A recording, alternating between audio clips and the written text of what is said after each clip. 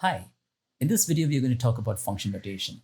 If you haven't already checked out my earlier video on the definition of functions, the link is somewhere above. I will also mention it on the description. But in this video, let's talk about function notation and how to use it. Let's go. In many textbooks, the function is denoted with the letter f. And then you have this parenthesis with an x inside of it. And it has to be read as f of x. That's how we say, all right? That's how we say what this expression means, f into parentheses x. Basically, like I said in the early video, that it's f of the input, all right? So I'm just going to write out here the function. And like I said, it could be f, and sometimes it can be h and g, and no matter what you want to call the function, it can even be a capital letter, by the way, all right? So function of an input. And there we have the definition and the expression in terms of x, in terms of the input. Okay, it needs to be in terms of the input. All right, if that's how a function is denoted, let's take a look at this example. In this case, we have a function given as f of x is equal to x squared minus x plus 1. The way we read it is f of an input, no matter what that input is. The input is x, so be it. So f of the input is the input square minus the input plus 1. That's how it needs to be interpreted. F of an input is equal to the input square, no matter what's inside the input, okay? Input square minus the input plus 1. So let's take a look at what happens to this first example. If it were f of 2. 2 is the input now. With the same definition, under that definition, this would be 2's input. Input square, which is 2 square, minus input, which is minus 2, plus 1. And when we evaluate this, it would be 2 square is a 4, minus 2, plus 1. 4 minus 2 is a 2, 2 plus 1 is a 3, so that f of 2 must be a 3. Let's take the next example. F of 2x minus 1. This time, the input, remember that's the input. It's no longer just the x. Input is 2x minus 1. So I'm going to rewrite this thing as it is f of the input is the input square, as we, describe it, minus the input plus 1, right? And because the input is 2x minus 1, I'm going to say that's 2x minus 1 the whole square minus 2x minus 1 plus a 1. And that, upon simplification, would give us, this is 4x squared minus 4x plus 1 minus 2x plus 1 plus 1. And if you further simplify this, this should give you 4x squared minus 4x and minus 2x would give you minus 6x. 1, 2, 3, that's a plus 3. So that f of 2x minus 1, according to this definition, is 4x squared minus 6x plus 3. And then there's another example. Okay, it might seem hilarious, or cheesy, but it's just to sum up the idea that we're talking about. F of the input, it's the same definition. The definition is x squared minus x plus 1. It means input squared minus input plus 1. Let's think of it that way. So the input, if it's smiley, it should be smiley square minus smiley plus 1. That can't be simplified because it's not any algebraic expression, but we can leave it like that.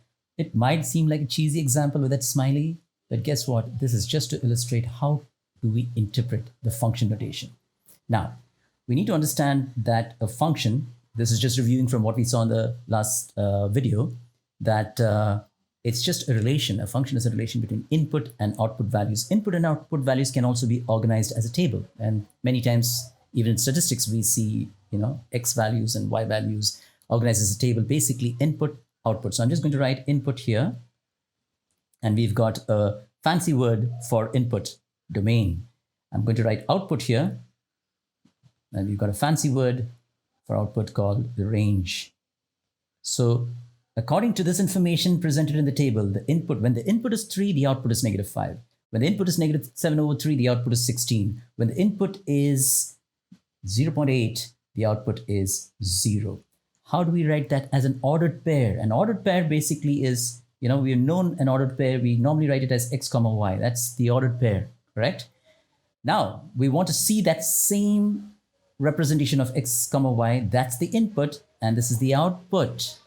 The y value is the output. So we will write the same thing as x is the input and that's f of x, meaning y, the y is actually the output in terms of the input, which is x. So this is how we would interpret or translate the idea from a table of values to ordered pairs. When x is 3, when the input is 3, the output, the y value is -5.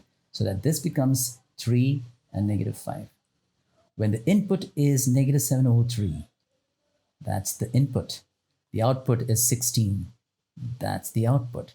When the input is 0.8, that's the input. The output is 0. That's the output. And so these are different or two different representations of the same idea. Remember, today we talked about functions. So when we say input output, this clearly means when the input is 3, the output is -5. That's the input. F of the input is equal to -5. So literally, when you see something like this, you're going backwards. When you see something like this in your book, f of -3 equals -5, it literally means x is 3 when y is -5. Okay? And take a look at the second one. -7/3, 16 can be written as when the input is -7/3, the output is 16. So that when you see this kind of an expression in your textbook, it literally means that x is -7/3 when y is 16. That's the meaning of saying f of -7/3 is 16. And again, in the last example, 0.8 comma 0 is literally f of 0.8 is equal to 0. The next thing that I want to talk about is how do we use this notation for reading information from a graph.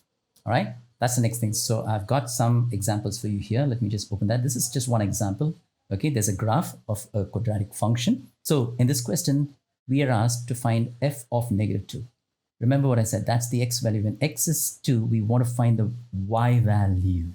Okay, y value. F of an input is actually the y value. We saw that in the earlier example. So where's 2? How do we read the graph? So 2's here. Okay, x is 2 and the y value is -3. You see that from the graph? You can see that? Should I just zoom that a little bit? There you go. When x is 2, y is a -3. Okay, let's look at part B now. F of -2. When x is -2, that's the input. When x is negative, so here we are, x is -2. What's the value of y? Because y is the output. When x is -2, what is the value of y when x is negative? That's how we need to interpret f of -2. Okay, so here we go. If you draw the line where it meets the graph here, and that value here should be, that's 4, that should be 5 according to this graph.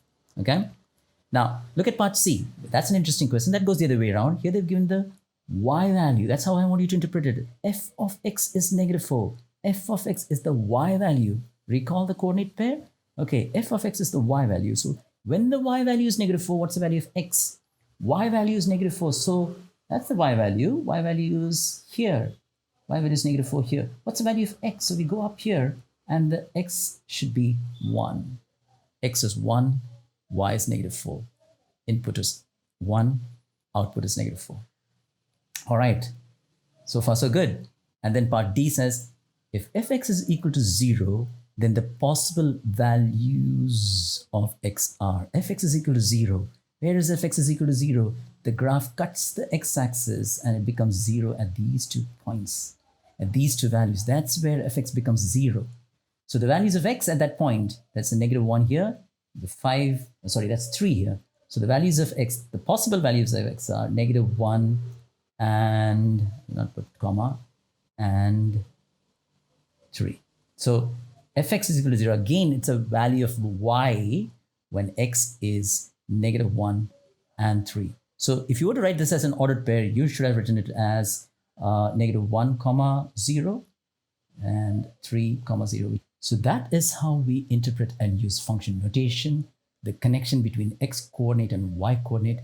Remember, y is the output, x is the input. F of x represents the y value for a particular x value. I'll see you again in the next video.